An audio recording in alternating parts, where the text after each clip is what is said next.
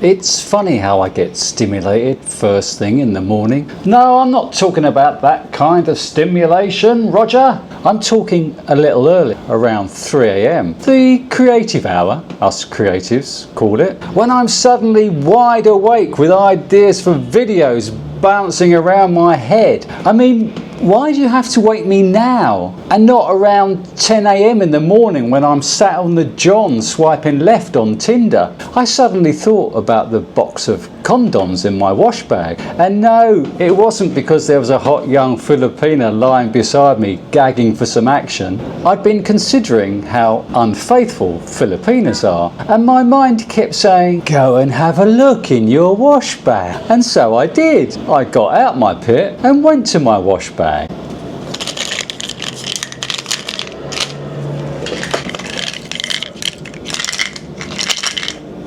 And there it was. Trust, a brand of condoms manufactured in China but distributed widely in the Philippines. And I thought, trust condoms in the Philippines. Isn't that ironic, Alanis?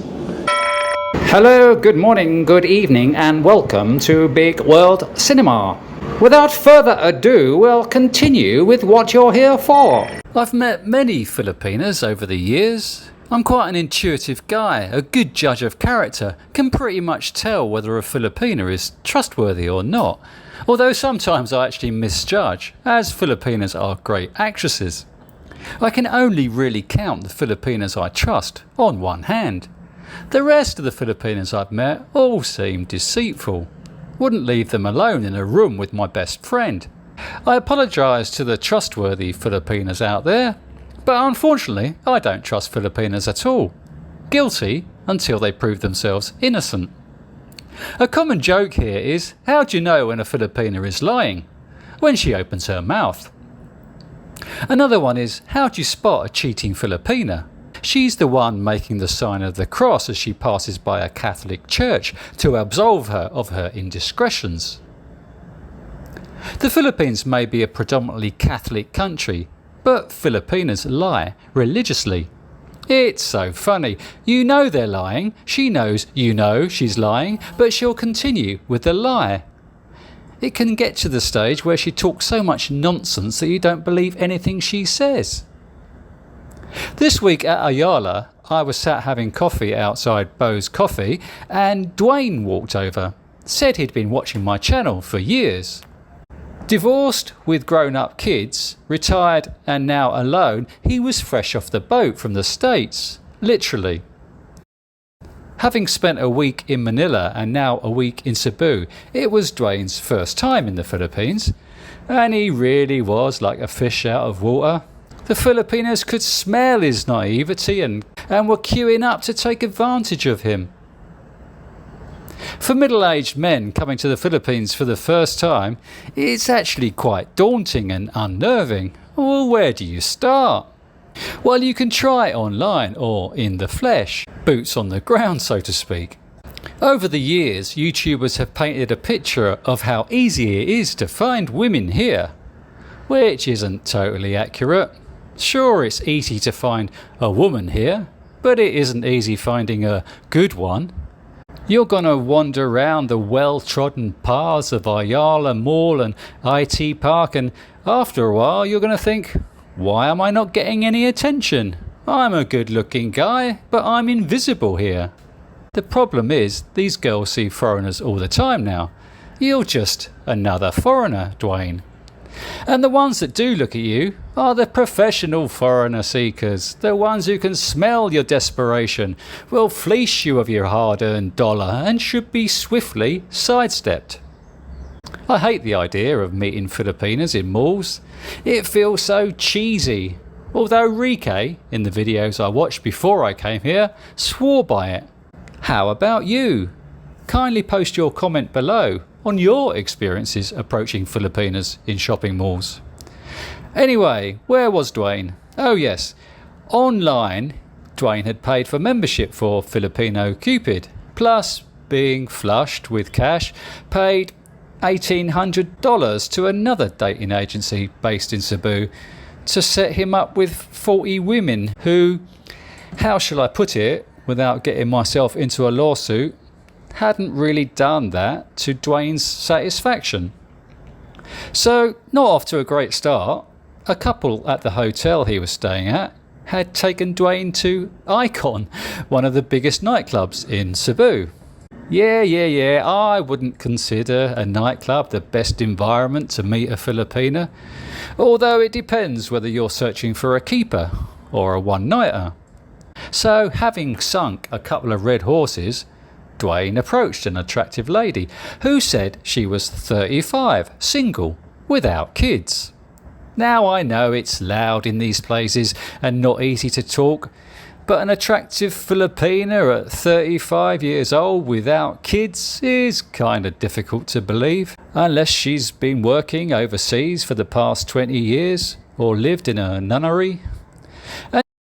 And sure enough, the following day, the 35-year-old attractive Filipina without kids came clean, said, "Sorry, Dwayne, I know you're going to hate me now, but I actually have 2 kids aged 3 and 9 from different fathers. The lady doesn't work, she lives with her mum. How does she feed her kids, plus afford to go to nightclubs?" Look, I know you're a newbie here, Dwayne, and happy to find an attractive young Filipina who's interested in you, but having already lied so easily to you on your first meeting, how can you believe what she says from now on? People say stay away from dating websites as you're only going to get liars and scammers. But at least if you connect with them online, you can stalk their Facebook profiles to see how many kids and boyfriends they have. Whereas meeting them for the first time in the flesh, you're just going on what they want to tell you. So do yourself a favour, Dwayne, and look elsewhere, buddy. There's plenty more Filipinas out there, and plenty more Filipina liar stories to go with it. How long we got? I recently had lunch with a long-term subscriber who'd flown to the Philippines to meet up with the Filipina he'd been in a relationship with for the previous few years. Let's call him Bob. Now Bob is a young whippersnapper in his mid-30s with his Filipina girlfriend a few years older. Normally foreign guys will go for a younger Filipina, but not this dude. But he has chosen wisely, or not, as he found himself with a Filipina with a good job, working in a popular business district in the Philippines. So they'd been chatting on and off for a while before he came to visit her in the Philippines for his first visit 2 years ago. He then returned home and continued their relationship LDR, with his girlfriend, who has relatives in his country, flying over to visit him for a few weeks there.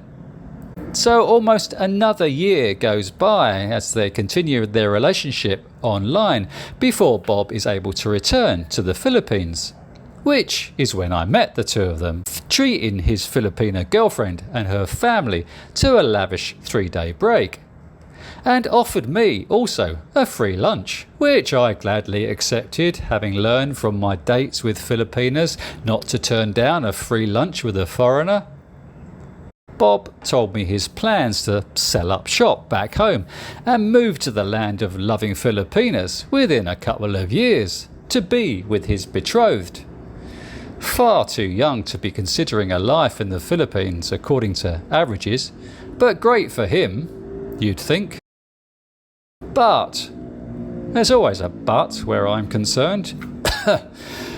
On this visit, Bob's bird was a bit tampo and always hiding her phone and putting it in another room, and sure enough, having been back home a month after I met him, Bob received a phone call on the Filipina cheat line informing him that prior to his recent trip to the Philippines to visit his betrothed, his up to no good Filipina had apparently flown to Bob's country, not to meet up with Bob, but with her ex-boyfriend who lived there. Plus, the ex-boyfriend had also flown to the Philippines to stay with her. Now, I'm not one to judge how people conduct their affairs. My job as a YouTuber is to sit on the fence, remain impartial, Just present the facts and let you decide for yourselves whether you'd be cool with your Filipina girlfriend flying to your country, not to visit you but to sit on the face of her ex-boyfriend, whilst you're down the road, pleasuring yourself, visualising when your lovely Filipina girlfriend, who's supposedly in the Philippines at the moment, will be sitting on your face again. Not thinking for the life of you that your faithful Filipina girlfriend would ever contemplate cheating on you, especially not in your own manner. I mean, how cheeky is that? God blimey, governor, your birds are wrong and you've been done like a kipper, mate.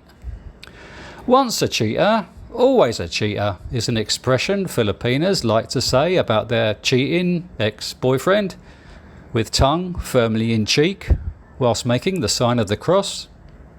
There's only 36 million females under the age of 40 in the Philippines, but Bob, bless his cotton socks, who asked me to change his name, still plans to be with his cheating Filipina. So, fair play to him.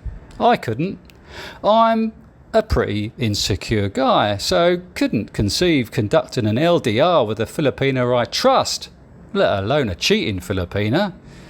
I'd spend all my waking hours, plus non-waking hours, sweating over whose face she was currently sat on. But as I said, it's not for me to judge. But you can.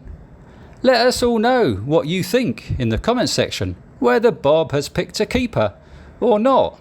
This should be interesting. Before leaving home each day, I insist my Filipina girlfriend doesn't leave home without taking with her a box of Trust condoms. Even though online dating gets a lot of negativity, a lot of my interactions with Filipinas and dates are arranged online. They could be anybody, paint a whole new fantasy world about themselves. But at least, as in Dwayne's case earlier, you have the opportunity of finding out more about them, if you know their real or profile name. When asked for their socials now, Filipinas will just want to give you their WhatsApp number, saying, I don't use Facebook. After a 30-second search, I find them on Facebook, having already created a post that morning. How is that not using Facebook? More likely they just don't want you to see their postings on Facebook and discover their web of deceit. So if you like what you're seeing here, hello, and want to stay connected with life in the Philippines, I think you need to subscribe and click the notification bell. Thank you. Filipinas have been hounding the Facebook bosses for years to get them to implement locked profiles, and their prayers have been answered. You're confronted by so many locked Facebook profiles nowadays, not allowing you access to her hidden kingdom. Phew, our deceit is safe now. No, you don't know what we're hiding. When I was travelling through the red zone of Mindanao last year, I'd message Filipinas in the area that I was now in their manor. Not many foreigners turn up unannounced in Dipolog or Zamboanga or Ozamis. Most will go there having been chatting to a girl online already. So if you turn up unannounced in these areas, Filipinas are going to be suspicious. More suspicious than they normally are. So not only do Filipinas not believe I'm actually in their neighbourhood, but that I'm actually in their manor alone without the intention of meeting someone I'd made a prior arrangement to meet. Are you with your wife or girlfriend? No, I'm single, I'm alone. No wife? No girlfriend? Why else would I be contacting you on a dating website? Why else indeed? Everyone plays away from home. So when Filipinas ask if you're here with your wife, why would she believe you? Because everybody lies here, hiding children, husbands, boyfriends. Recently I've returned to Cebu. You start chatting with them. Where do you live? Why? I ask. Why? Because I'm interested in you. You work in a factory? Yes, why? So defensive, always on the back foot, not wanting to give anything away, fear of being judged or fear of saying the wrong thing, fear of what have I already told him? Which lie did I tell? It's not only with words that Filipinas are deceiving, it's the photographs too. Still using images of them shot last century on Kodak film. One image recently on someone's profile of the pyramid building in Cebu lit up on their dating profile. That building closed in 2020, I said. I know, I've not got around to updating my images yet. It's okay, I respond. I'm still using photographs I took in 1973. Just a quick reminder to please click the thumbs up button if you liked the video, or thumbs down button if you didn't. Obviously. Thank you. So apart from showing outdated photographs from before their kids were born, Filipinos will just show their face and upper, not whole body, with their face photographs heavily filtered. Placing objects, pillows, bags, cats, dogs or children to hide their rice guts or long hair across their shite tattoos. Using filters to hide their bad skin. Keeping the same closed mouth smile to conceal their bad teeth. Showing differing sizes of breasts from flat-chested to D-cup. Like, how did that happen? How did your flat chest suddenly become so big? It's all deceit. Speaking of which, and then there's the trans, who are supposedly loud and proud, open about their sexuality, until it comes down to dating websites where some trans are not as loud and proud as others. Quite the opposite, in fact. Are you a biological woman? Of course. Are you a trans? No. One video called me wearing blue contact lenses, looking very, male. Your voice is very deep, I said. Because I have a cock. You have a cock? I repeated. No, I have a cough. Moving his phone to show me the opening of a lady garden. I'm not sure whose, but all very disturbing. You still not convinced? Yeah, but no, but bye. Like, why are trans so untransparent and deceitful online, showing up at your condo expecting you to do a U-turn on your no trans policy, which has happened to me twice now.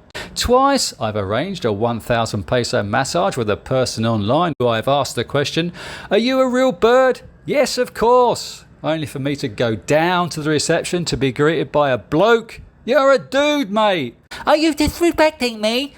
Why do trans think that I now want a guy giving me a massage, having asked him to confirm that he doesn't have a cock? That his massage is going to send me into such a passionate frenzy that I'm suddenly going to be gagging for cock after all my misspent years with proper women.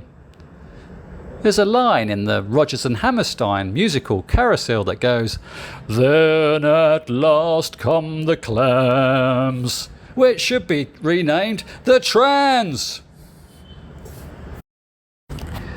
Viewers say you get what you deserve finding Filipinas on dating websites. As if meeting them in the flesh is any different. It makes no difference. I met my one and only Filipina girlfriend on a dating website. She had trust issues from a previous relationship that bled into ours. But many Filipinas find it difficult to trust, are jealous, insecure, or have trust issues. Trust doesn't come easily. Trust has to be earned and can be so easily lost with any indiscretion. Can you earn trust back again? I'm not so sure. During our courting stage, I sent my Filipina a screenshot of an article I was reading online. She immediately responded by drawing arrows over my screenshot, indicating the notifications from other dating apps at the top of my screen, asking me, how many dating websites are you on? I hadn't even thought about concealing that, but was doubly careful of editing screenshots I'd take from then onwards. She was like an amateur sloth. Everything I said, wrote or did was torn apart, as if I might be hiding something. In fact, when we started living together, I'd go to the gym, and when I returned to the condo, found she'd been snooping all over my laptop, which she actually came clean about. Said she'd found confirmation that I was planning on leaving the country, which was news to me, as this was during days of COVID, and the chance of me moving to a closed country whilst also being unvaccinated was pretty impossible.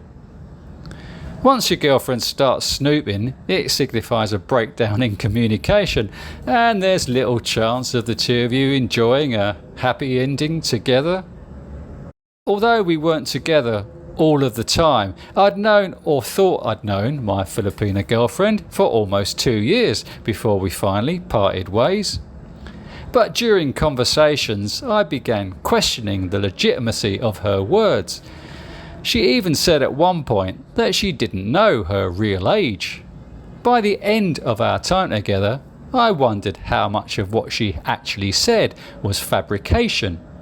We should have played a game by asking her which of the things she'd said over the previous 2 years had been truth or lie. But how would I know if the answers she'd give would be real? Happy dating, everyone. See you on the next video.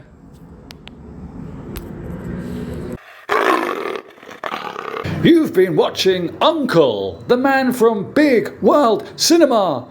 Please like, subscribe and share with your friends.